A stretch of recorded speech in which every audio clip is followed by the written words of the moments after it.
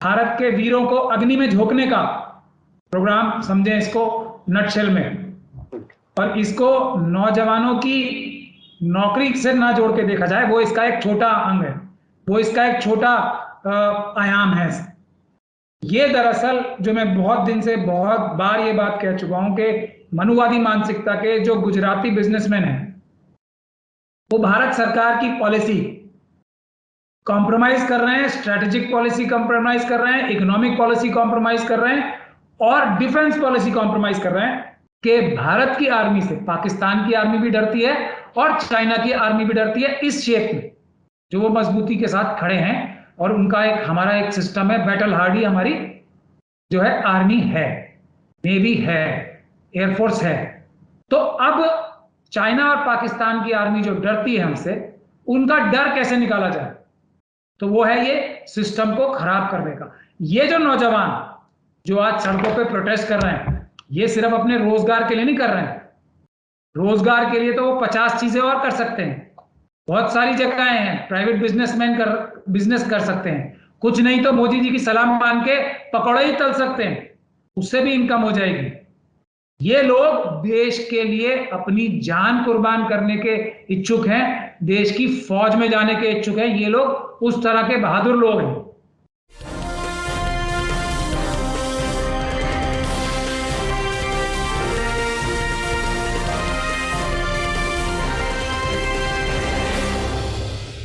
Hello, नमस्कार, आदाब, सत श्री अकाल और अस्सलाम वालेकुम। मैं हूं मोहम्मद अहमद काज़मी, लेकर आया हूं आपका पसंदीदा कार्यक्रम आपके रूबरू।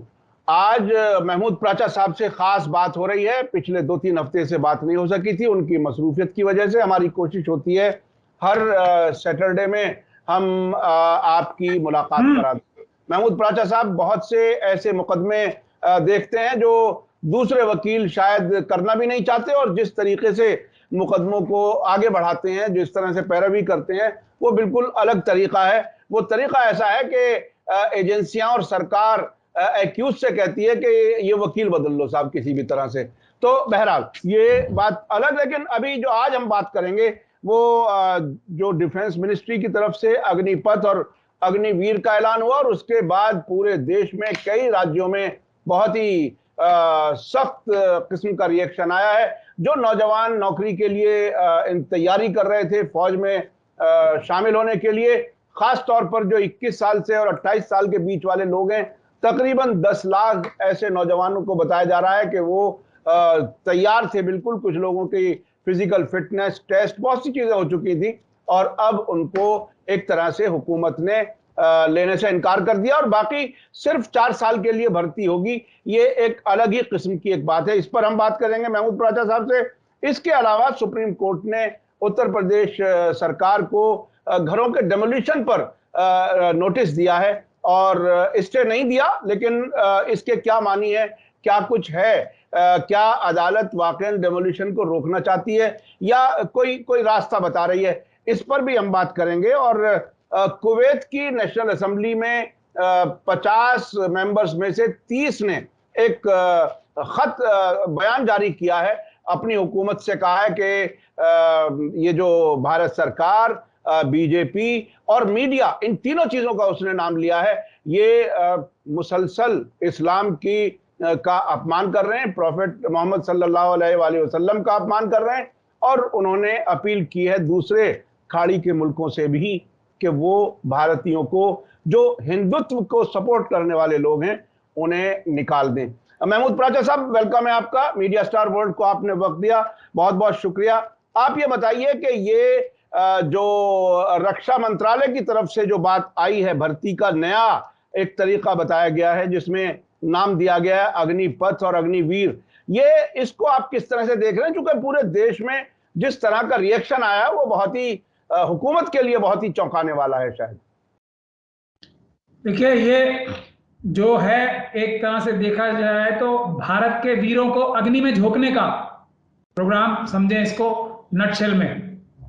और इसको नौजवानों की नौकरी से ना जोड़ के देखा जाए, वो इसका एक छोटा अंग है, वो इसका एक छोटा आयाम है। ये दरअसल जो मैं बहुत दिन से बहुत बार ये बात कह चुका हूं कि मनुवादी मानसिकता के जो गुजराती बिजनेसमैन हैं, वो भारत सरकार की पॉलिसी कॉम्प्रोमाइज कर रहे हैं, स्ट्रेटेजिक पॉलिसी कॉम्प्रोमाइज कर रहे हैं, इकोनॉमिक पॉलिसी कॉम्प्रोमाइज कर रहे हैं और डिफेंस पॉलिसी कॉम्प्रोमाइज कर रहे हैं, ताकि उन कंपनियों को जिनके वो डायरेक्टर हैं चाइना में, जो कम्युनिस्ट पार्टी ऑफ चाइना की कंपनियां हैं और जो पीएलए की कंपनियां हैं, यानी कि पीपल्स लिबरेशन आर्मी, जो चाइना आर्मी है उनकी कंपनियां हैं, उसमें डायरेक्टर्स हैं और उनके फाइनेंशियल इंटरेस्ट जो हैं वो चाइना के साथ जुड़े हुए हैं और वो इस बात के लिए सरकार की पॉलिसीज चेंज करा रहे हैं, सरकार की पॉलिसीज जो है खराब करा रहे हैं कि चाइना को फायदा हो, यानी कि चाइना को फायदा हो हर तरीके से, और चाइना के इशारों पे देश की पॉलिसीज को कॉम्प्रोमाइज करा रहे हैं। तो आपने देखा है साफ साफ तौर पे किस तरीके से हमारा ट्रेड डेफिसिट है, 1000 किलोमीटर से ज्यादा चाइना जो है हमारी जमीन खा चुका है, ये इन चंद सालों में, लेकिन इस सरकार के कान पे जू नहीं रेंग रही। उसी कड़ी में देश में अफरा तफरी का माहौल फैलाया जा रहा है, देश में प्राइवेटाइजेशन कराई जा रही है, देश के की लेटरल एंट्रीज शुरू कराई जा रही है देश में, और देश के एससी एसटी ओबीसी माइनॉरिटीज और महिलाओं को, जो देश का 92.5% हिस्सा है, उनको तंग और परेशान किया जा रहा है ताकि देश में अफरा तफरी का माहौल बने, फॉरेन डायरेक्ट इन्वेस्टमेंट या जो हमारा व्यापार है उसको नुकसान हो। मुस्लिम कंट्रीज के साथ भी जबरदस्ती की लड़ाई कराई गई है खुद भारतीय जनता पार्टी के स्पोक्स पर्सन द्वारा, ताकि कुछ नहीं तो कम से कम जो इतने सारे हमारे फ्रेंडली देश हैं वो देश से उनका हमारा संबंध कमजोर हो, और अगर ये वहां से एक्सपर्ट्स जाते हैं कहीं और तो वो चाइना अगर निकाले जाएंगे तो चाइना और पाकिस्तान के लोग जाके वहां पे अपनी रोजगार हासिल करेंगे। ये इतनी बड़ी साजिश का हिस्सा है और उसमें लेटेस्ट जो है वो ये अग्निपथ और अग्निवीर स्कीम है, जिसका नुकसान मैं आपको बताता हूं कि भारत की आर्मी से पाकिस्तान की आर्मी भी डरती है और चाइना की आर्मी भी डरती है इस शेप में, जो वो मजबूती के साथ खड़े हैं, और उनका एक हमारा एक सिस्टम है, बैटल हार्डी हमारी जो है आर्मी है, नेवी है, एयरफोर्स है। तो अब चाइना और पाकिस्तान की आर्मी जो डरती है हमसे, उनका डर कैसे निकाला जाए, तो वो है ये सिस्टम को खराब करने का। ये जो नौजवान जो आज सड़कों पे प्रोटेस्ट कर रहे हैं, ये सिर्फ अपने रोजगार के लिए नहीं कर रहे हैं, रोजगार के लिए तो वो 50 चीजें और कर सकते हैं, बहुत सारी जगहें हैं, प्राइवेट बिजनेस कर सकते हैं, कुछ नहीं तो मोदी जी की सलाह मान के पकौड़े ही तल सकते हैं, उससे भी इनकम हो जाएगी। ये लोग देश के लिए अपनी जान कुर्बान करने के इच्छुक हैं, देश की फौज में जाने के इच्छुक हैं, ये लोग उस तरह के बहादुर लोग हैं, ये देश के लिए कुर्बानी देने के लिए ललायत हैं या इतनी मेहनत करके फौज में जाना चाहते हैं। इनके परिवार फौजों में से हैं बहुत सारे लोगों के, ये वो लोग हैं। तो इन लोगों को खराब करने का काम, इन लोगों का, इन परिवारों का, जो फौजी परिवार है उनका मनोबल तोड़ने का काम ये सरकार चाइना और पाकिस्तान के इंटरेस्ट जो हैं, वहां की एजेंसीज जो हैं, उनसे मिलके आरएसएस और बीजेपी के लोग ये काम करा रहे हैं, और ये इनके कराने वाले हैं अडानी अंबानी जैसे मनुवादी मानसिकता के गुजराती बिजनेसमैन। अब आप देखिए 4 साल की सर्विस होगी, देखिए कि किस तरीके का खतरा। अब ये लोग 4 साल में, आपने देखा रेजिमेंट्स होती हैं, उनमें आपस में रेजिमेंट्स में जो लोग होते हैं, जो उनके मेंबर्स होते हैं, फौजी होते हैं, उनमें आपस में प्रेम होता है, आपस में अंडरस्टैंडिंग होती है, एक दूसरे की पीठ संभालने का उनको एक दूसरे पे कॉन्फिडेंस होता है कि खतरे के वक्त में ऐसे ऐसे मैं इस आदमी के साथ मेरी अंडरस्टैंडिंग है कि वो ये काम करेगा और मैं ये काम करूंगा, कोई ऑपरेशन करना होगा तो एक वर्किंग अंडरस्टैंडिंग बनती है कई सालों में जाके। 4 साल में ऐसी कौन सी अंडरस्टैंडिंग या बॉन्डिंग बनेगी? मतलब ये जो फौज की ताना बाना है, फौज का ताना बाना है, जो म्यूचुअल अंडरस्टैंडिंग है, जो प्यार मोहब्बत रिलायंस डिपेंडेंस एक दूसरे के ऊपर होती है, विश्वास होता है, भरोसा होता है कि मैं इस आदमी के साथ, इस अपने भाई के साथ या अपनी बहन के साथ 20 साल से काम कर रहा हूं, 10 साल से कर रहा हूं, ऐसे हालात में मैं एक दूसरे के साथ ऐसे कॉम्बिनेशन बनाना है, वो खत्म कर। 4 साल में ये सब नहीं हो पाएगा। समझ रहे हैं आप कितनी बड़ी साजिश है? एक बात और इसमें जी जी आप अपनी बात पूरी करें, आप अपनी बात पूरी करें। ये बात, और दूसरा कि 4 साल में होंगे ना वो चीजों को समझ पाएंगे और ना वो एक्सपीरियंस सोल्जर हो पाएंगे। अब क्या होगा जब अगर खुदा ना खास्ता जंग होती है, तो ये लोग बहादुरी में, ये 4 साल वाले भी बहादुरी में अपनी जान पे तो खेल जाएंगे, लेकिन इनको वो एक्सपीरियंस नहीं होगा जिससे वो दुश्मन का मुकाबला कर लें, जो कि सालों साल में आता है। दुनिया भर में फौजों में वेटरन्स होते हैं, हरावल दस्ते होते हैं ना, पुराने टाइम से ही वेटरन्स जिन्हें कहा जाता है। तो वो क्या होते हैं, ये उस वेटरन की प्रथा को खत्म कर रहे हैं। भारत की सेना को कमजोर करने के लिए भारत की आर्मी, नेवी और एयरफोर्स को कमजोर करने की ये साजिश इतनी बड़ी है कि इसके खिलाफ पूरे देश को उठ खड़े होना चाहिए। और ये जो गद्दारी ये सरकार कर रही है देश के साथ, देश की सेना के साथ, उसको बेनकाब करना चाहिए। मैं समझता हूं इससे बड़ा जुर्म कोई सरकार कभी नहीं कर सकती। अच्छा, इस प्रोटेस्ट के शुरू होते ही किसान लीडर राकेश टिकैत ने अपने एक तरह से सपोर्ट का ऐलान किया है, और जिस तरह से 1 साल से ज्यादा तक किसानों का प्रोटेस्ट हुआ और उसके बाद सरकार ने 3 कानून वापस लिए, अब क्या लगता है आपको, क्या उससे बड़ा ये एक मोमेंटम बनेगा, प्रोटेस्ट का आंदोलन बनेगा? देश किस तरफ जाएगा?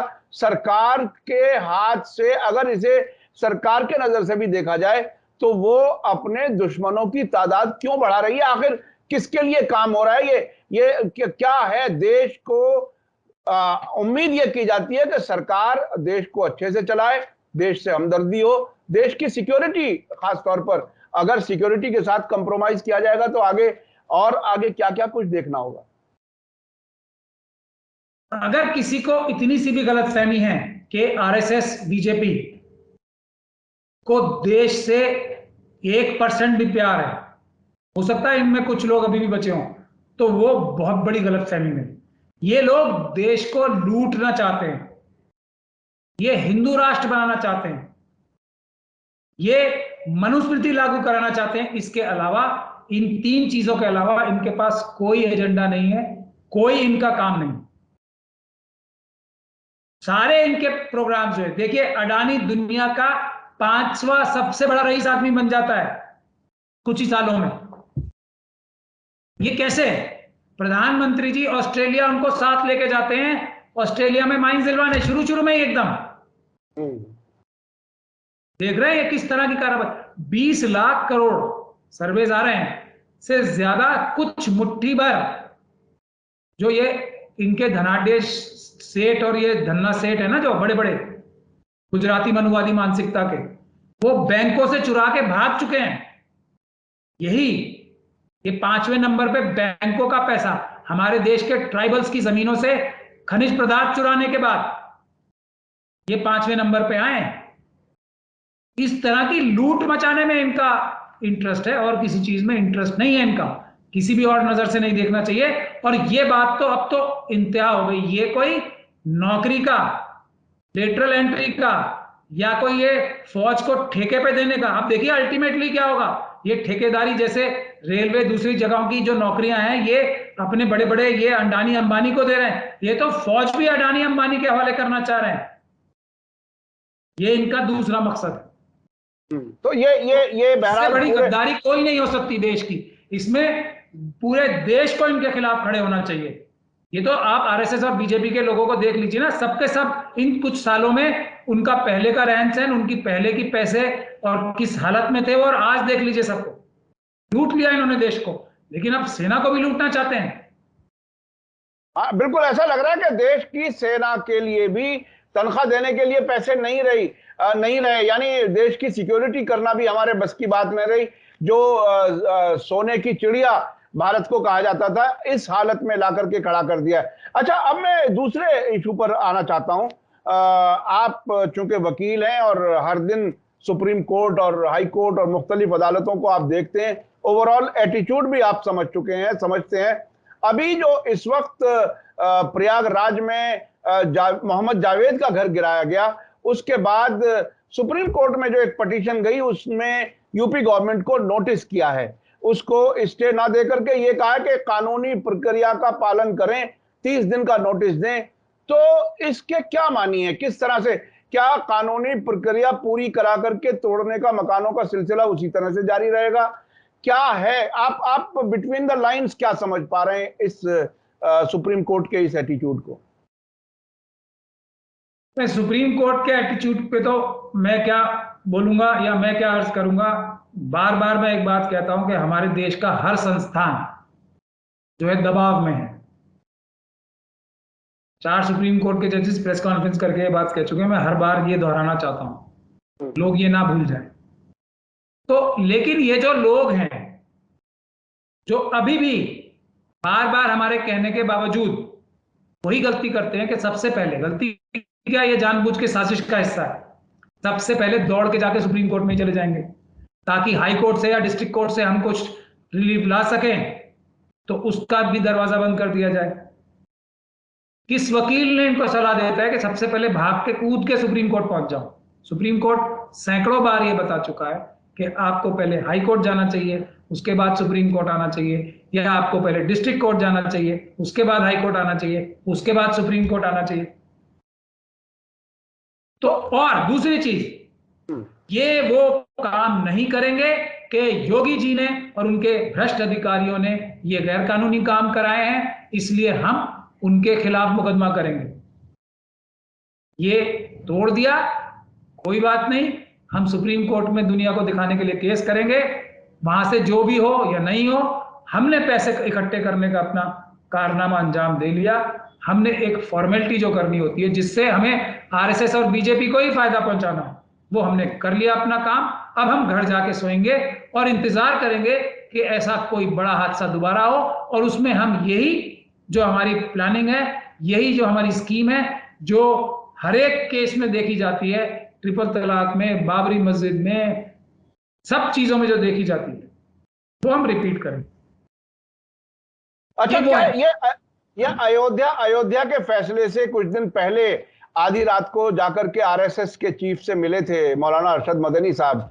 मैं लोगों को फिर से याद दिला दूं कि जमीयत उलमा हिंद ये क्लेम करती है कि वो बेगुनाहों को मदद कर रही है, लेकिन अदालतों में जो अगर कोई भी पत्रकार मेरा ये प्रोग्राम देख रहा हो तो वो खोजी पत्रकारिता का सहारा ले और अदालतों के वो ऑर्डर्स पढ़े जिसमें इनके वकील जो गवाह पेश किए जाते हैं उनको क्रॉस ही नहीं करते, यानी वो इल्जाम को कबूल कर लेते हैं। इस तरह की मदद की जा रही है दिखाने के लिए। अब तो क्या ये जो डायरेक्ट सुप्रीम कोर्ट में जाते हैं, तो कोई जितनी तेजी से आरएसएस बीजेपी अपने एजेंडे पर काम करना चाहती है, उसी तेजी से उनके लिए फैसिलिटेट करने का काम कर रहे हैं क्या? ये क्या उससे है? भी ज्यादा, अगर ये लोग फैसिलिटेट नहीं करेंगे तो उनकी ताकत आधी रह जाएगी। और ये एक बहुत बड़ी आर्मी है, जैसे बीजेपी ने अपनी सोशल मीडिया की ट्रोल आर्मी बनाई है ना, वैसे ही मुनाफिकों की एक आर्मी बना रखी है उन्होंने, और वो तरह तरह की शक्ल में नजर आते हैं। तो एक है हमारे जामा मस्जिद इसका, के इमाम। इसका तोड़ क्या है जी? आपने जामा मस्जिद के इमाम का जिक्र किया, बताइए उसमें क्या कह रहे हैं? वो एक है, वो ये बहुत बड़ी आर्मी है। एक है ऐसे लोग जो जाते हैं टेलीविजनों पे, जो नूपुर शर्मा जैसी जो स्पोक्स पर्सन है, उनको एक मौका फराहम कराते हैं दूरा पुश्ती के तौर पे। एक एक एक मतलब मिली भगत से डिस्कशंस होती हैं वहां पे, जो अपने आप को पिटने के लिए ही जाते हैं टेलीविजन चैनल्स पे मुस्लिम शक्ल में। ये भी इनकी ट्रोल आर्मी का और एक इनकी आरएसएस की एक ब्रिगेड का हिस्सा है, जो इतनी वाहियात बातें जाके करते हैं। एक और है जो कि ऐसे ऐसे प्रोटेस्ट करेंगे जिसमें इशारा करेंगे वायलेंस करने का, जिसमें वायलेंस कराएंगे, वो भी इनकी आर्मी का हिस्सा है, आरएसएस और बीजेपी। जो भी व्यक्ति किसी भी तरह से प्रोटेस्ट, पीसफुल प्रोटेस्ट में वायलेंस कराता है या करता है या इंस्टिगेट करता है लोगों को, वो सब कहीं ना कहीं आरएसएस के टच के लोग हैं, डायरेक्टली या इनडायरेक्टली। इसकी भी आप अगर खोजी पत्रकारों से अपने हुनर का इस्तेमाल करके इन्वेस्टिगेट कराएंगे तो हमारे लोग एससी एसटी ओबीसी माइनॉरिटीज के लोग, महिलाएं जो हैं, वो कभी भी प्रोटेस्ट करेंगे तो पीसफुल करेंगे। उनके ऊपर हमले कराए जाएंगे आरएसएस द्वारा और बजरंग द्वारा, जो इनकी जितनी भी, वो भी कामयाब नहीं होगा तो उनके अंदर ही कुछ लोग भेजे जाएंगे। किसान आंदोलन में तो कितने लोग पकड़े थे उन्हें यही काम करते हुए, तो उनमें से ही कुछ लोग दिखाएंगे। तो ये कारनामा है, क्योंकि अगर पीसफुल प्रोटेस्ट होंगे तो आरएसएस और बीजेपी को शक्ल छुपाने की जगह नहीं मिलेगी, तो वो डाइवर्ट किस चीज पे करते हैं? वायलेंस पे, और मुद्दा जो है भटक जाता है। तो मेरी ये जो अग्निवीर के भी जो प्रदर्शन हो रहे हैं, उसमें भी जो हमारे नौजवान बहादुर प्रोटेस्ट कर रहे हैं, उनसे मैं ये गुजारिश करूंगा कि उन लोगों से खास तौर पे होशियार रहें जो वायलेंस करते हैं। किसी भी हालत में, किसी भी कीमत पे वायलेंस नहीं होनी चाहिए, हिंसा नहीं होनी चाहिए। और हिंसा आप लोग तो करोगे नहीं, मुझे पूरा भरोसा है, क्योंकि आप लोग नौकरी मांग रहे हो। आपको ये बात पता है कि आपके ऊपर मुकदमा दर्ज हो गया तो आपको नौकरी कहीं नहीं मिलेगी। वो जो उनके एजेंट हैं वो वायलेंस करेंगे। तो असली काम जो है हमारा वो ये है कि हम जो वायलेंस करने वाले उनके एजेंट हैं, उनकी शर से, उनकी शरारत से, उनकी जो ये साजिश है उससे कैसे बचे, उन लोगों को कैसे रोकें कि वो वायलेंस ना कर पाए और हमारा प्रोटेस्ट पीसफुली रहे। ये मैं आपको बता रहा हूं कि ये लोग भी जीत चुके हैं ये लड़ाई। ये सेना की अग्निवीर और अग्निपथ की जो लड़ाई है, ये हमारे नौजवान जीत चुके हैं। सिर्फ इन्हें एक ही काम करना है, प्रोटेस्ट तो करें, पीसफुल प्रोटेस्ट करें। लड़ाई ये जीत चुके हैं, मैं गारंटी दे रहा हूं आपको आज।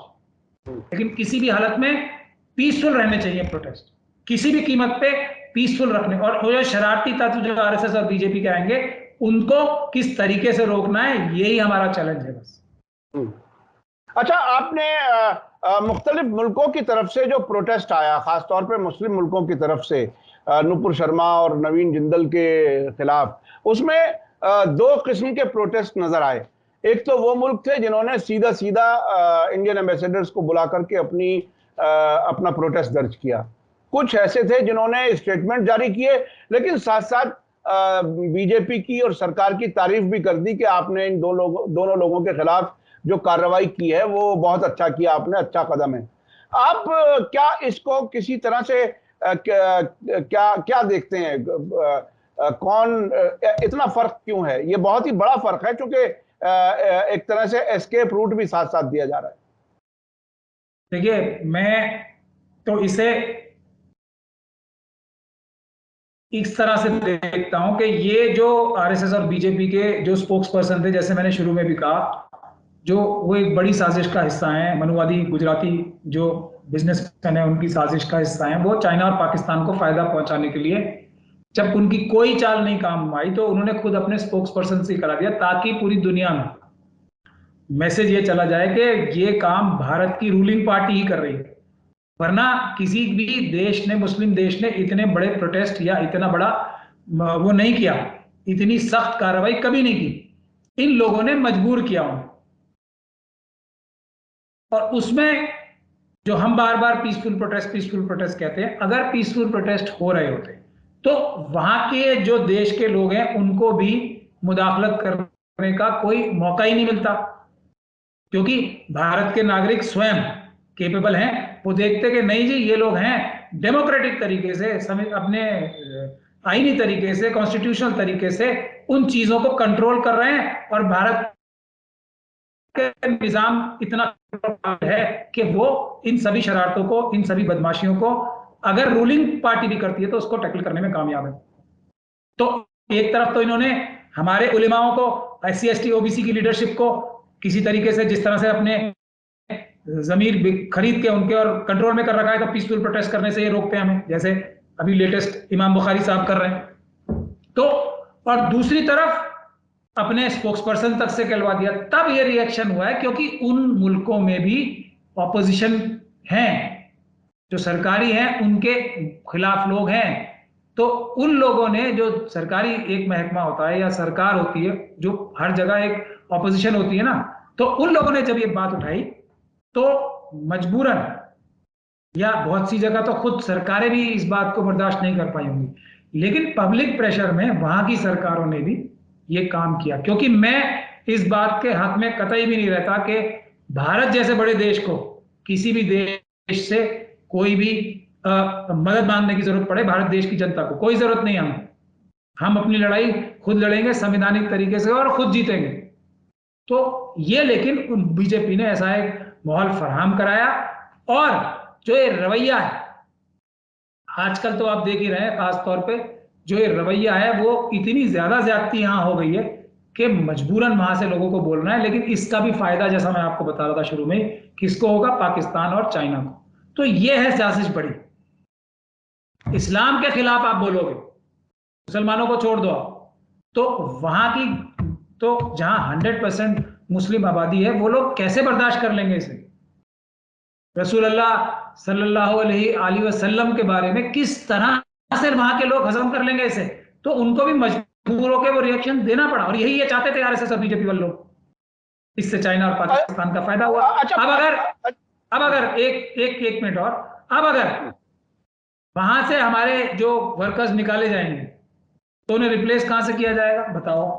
पाकिस्तान और चाइना के लोग जाएंगे वहां। अगर यहाँ के जो प्रोडक्ट्स हैं उनका बहिष्कार किया जाएगा वहां पे, जो हो रहा है, कहाँ के प्रोडक्ट्स जाएंगे वहां पे जी? जाएंगे पाकिस्तान और चाइना के, खासतौर पे चाइना के। तो इससे बड़ी साजिश कुछ हो सकती है देश के खिलाफ? और उससे बड़ी जो साजिश हो सकती थी वो इन्होंने अग्निपथ और अग्निवीर करके क्लियर कर दी। अच्छा, मैं एक आखिरी सवाल, लोगों के जहन में ये एक सवाल बार बार आ रहा है कि नुपुर शर्मा के खिलाफ कई एफआईआर हुई हैं। महाराष्ट्र से तो शायद नोटिस भी बुलाने के लिए दिया गया है। इधर दिल्ली पुलिस की तरफ से सिक्योरिटी दी गई है। तो अभी कानूनी कार्रवाई या कानूनी चाराजोई कैसी हो जिससे कि कानून पर अमल किया जा सके, कराया जा सके, गिरफ्तारी हो, मुकदमा हो? ये तो बिल्कुल वीआईपी की तरह से बैठ करके अपना वक्त गुजार रही है। वो इस हद तक दावा किया है कि मुझे प्रधानमंत्री जी का और गृह मंत्री का और महाराष्ट्र के फॉर्मर चीफ मिनिस्टर फडणवीस का, उनका सबका पैट्रोनेज हासिल है। तो ऐसे में देश की वो जनता जो कानून पर अमल कराना चाहती है वो क्या करे? कानूनी रास्ता क्या है? अब नुपुर शर्मा साहिबा ने प्रधानमंत्री का ऑफिस, होम मिनिस्टर का ऑफिस और जेपी नड्डा साहब, बीजेपी के प्रेसिडेंट का नाम भी लिया था, और फडणवीस साहब का भी। और इस बयान का इन चारों संस्थानों ने या ऑफिसेस ने खंडन नहीं किया है आज तक भी। ये है नेक्सस जो साफ, जो किसकी पुष्टपनाही में नहीं, किसके इशारे पे वो ये काम कर रही थी। क्योंकि वो एक बहुत ही पढ़ी लिखी महिला है, मैं आपको बता दूं। मैं उन्हें जाती तौर पे भी जानता हूं, वकील हैं वो ऐसी नहीं है कि उनसे कोई गलती से बात निकल गई होगी। उनसे ये as a discipline soldier of the party कहलवाया गया है। वो कोई इतनी इनएक्सपीरियंस्ड स्पोक्स पर्सन नहीं है कि जिनसे गलती हो जाएगी। उनकी लाइन है जो उन्होंने टो की है। तो इसमें साजिश में जो लोग शामिल हैं, पहले तो जो लोग सही इन्वेस्टिगेशन करना चाहते हैं और कराना चाहते हैं, तो जो मैंने साजिश बताई है ये चाइना और पाकिस्तान को फायदा पहुंचाने वाली, उसकी कंप्लेंटें करनी पड़ेंगी। और जो साजिश का हिस्सा हैं, जिन लोगों ने ये बातें कहलवाई हैं उनसे, उनको भी इसमें मुलजिम बनाना पड़ेगा। ये काम होगा दो तरीके से, जो मैं हर बार बताता हूं। एक तो हम लोग करेंगे ही, अगर कोई हमारे पास क्लाइंट आता है तो एक तो हम वो काम करेंगे कानून के जरिए से। दूसरा बड़ा रास्ता है पीसफुल प्रोटेस्ट, कि इस पे इन्वेस्टिगेशन ठीक हो, इस पे सही कानूनी कार्रवाई हो। उसके लिए पीसफुल प्रोटेस्ट करने सबसे अहम बात है, जो एससी, एसटी, ओबीसी और माइनॉरिटीज और महिलाओं को करने चाहिए। ये दो रास्ते। बहुत बहुत शुक्रिया महमूद प्राचा साहब। आप हमेशा इस बात को कहते हैं कि प्रोटेस्ट करना चाहिए, पीसफुल प्रोटेस्ट हो, और वो उससे बहरहाल सरकार पर दबाव बनता है। लेकिन अभी मौजूदा हालात में जिस तरह के वाकयात नजर आ रहे हैं, अभी हमारे सामने सहारनपुर की एक वीडियो आई है जिसमें पुलिस वाले जवानों को उनके घुटने तोड़ रहे हैं, ऐसे डायरेक्ट लाठी। तो लोगों में हिम्मत कम होती जा रही है शायद प्रोटेस्ट में आने की। और कुछ लोगों का कहना है कि ये जो 10 जून के प्रोटेस्ट थे उसमें भी शायद कुछ बीजेपी के एजेंटों ने ये प्रोटेस्ट करा दिया, क्या हुआ। खैर, ये एक अलग एक बहस है, लेकिन क्या वाकई लोग अब भी ऐसे हालात में भी ऐसी वीडियो देखने के बाद भी कैसे उन्हें ये यकीन हो कि इस पीसफुल प्रोटेस्ट को किसी एक पत्थर के फेंकने से, किसी एक इंसान की गलती या जानकर के करने से उनकी सबकी जिंदगी एक तरह से खतरे में पड़ जाती है, वो कैसे हिम्मत लाएं। मैं बस आखिरी बात आपसे पूछना चाहता हूं। देखिए, ये हम मनुवाद को मनुस्मृति को लागू होने से रोकने का काम कर रहे हैं, भारत के संविधान को बचाने का काम कर रहे हैं। बाबा साहब डॉक्टर भीमराव अंबेडकर ने जो सबको बराबरी का हक, जो सब बराबर है और सबके लिए इंसाफ होना चाहिए, जो संविधान दिया है देश को, उसको खत्म करके ये मनुस्मृति लागू कराना चाहते हैं, छुआछूत शुरू कराना चाहते हैं, वगैरह वगैरह। तो वो इतना आसान काम लग रहा है क्या? जब इन्होंने एक अपना कहा जाए कि एक आयरन क्लॉ से पूरी कंट्री को एक तरह से जकड़ लिया, तो इसके लिए सबसे ज्यादा जरूरत जो है वो डिसिप्लिन की है। 100 लोग प्रोटेस्ट करें भले, ये महत्वपूर्ण बात है। ऐसे लोग ही प्रोटेस्ट में आगे आए जो इस बात को नहीं, उन्होंने तो करना ही नहीं है वायलेंस, जो सामने वायलेंस कराने की साजिश होगी उसको टैकल कैसे करना। और ये जो पुलिस ये सब जो वायलेंस का नाम लेके डाइवर्ट कर रही है, तो इससे लोगों को हौसला मिलना चाहिए कि कितने ज्यादा जो ये सरकारें हैं, ये जो चीफ मिनिस्टर और प्राइम मिनिस्टर और होम मिनिस्टर हैं और दूसरे मंत्री हैं, कितने ज्यादा भयभीत हैं पीसफुल प्रोटेस्ट से। क्यों? मुद्दे से कितने ज्यादा भयभीत हैं। तो इसीलिए वो वायलेंस किसी भी तरह से कराते हैं, किसी भी तरीके से, और उसको फिर इस्तेमाल करते हैं मुद्दे से भटकाने के लिए अपनी क्रिमिनल मीडिया के जरिए। तो इसीलिए हर जगह एक तंजीम होनी चाहिए जो इसी पे पूरा दिमाग लगाए। हमारे देश में बहुत ज़हीन लोग हैं, बहुत बहादुर लोग। ये जो आप वायलेंस कर रही है, पुलिस द्वारा कराया जा रहा है वायलेंस, ये इस बात की साफ निशानी है कि इस जो ये पीसफुल प्रोटेस्ट हो रहे हैं, इससे सरकार कितना ज्यादा डरी हुई कि ये उनके गंदे और घिनौने कारनामे जो है ये पीसफुल प्रोटेस्ट एक्सपोज कर रहे हैं।